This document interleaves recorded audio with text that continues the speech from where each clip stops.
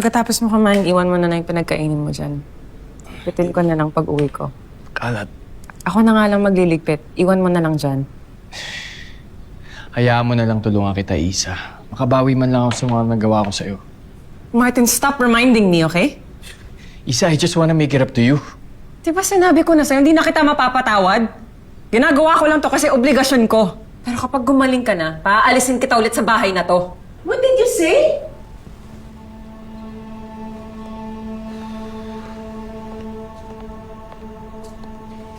Ma, anong ginagawa mo dito? Well, I should be asking you. Ano ginagawa ng asawa mo sa'yo? Tama ba yung narinig ko, Isa? Pinapaalis mo yung anak ko sa sarili niyang bahay? Matagal na po hindi umuwi si Martin dito. Umuwi lang po siya ngayon kasi nagpapagaling po siya. And rightfully so. Dapat alagaan mo siya. Ma'am, marami na pong nangyari. Hindi po ba nagkwento si Martin sa inyo?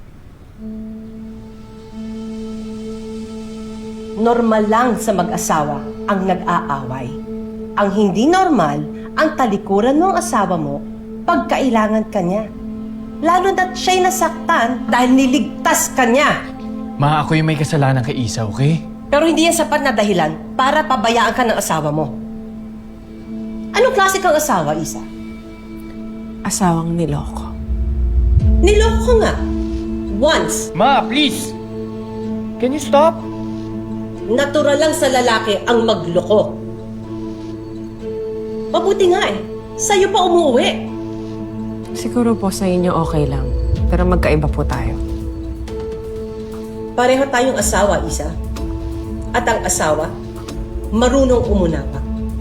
Eh mabuti nga nakakaisa pa lang si Martin. Paano kung madami na? Susuko ka agad?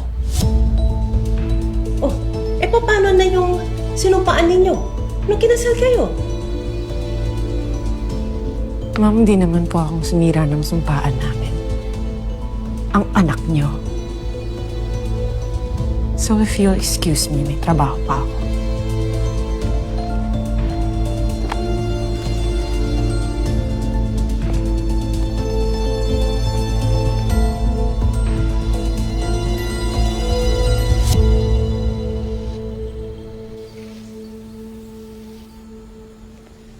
Good morning, Chip.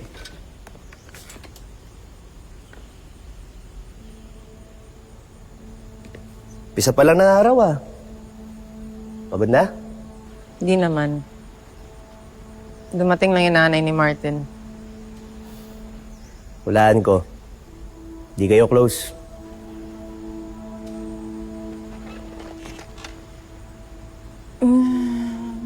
Parang ganun na rin.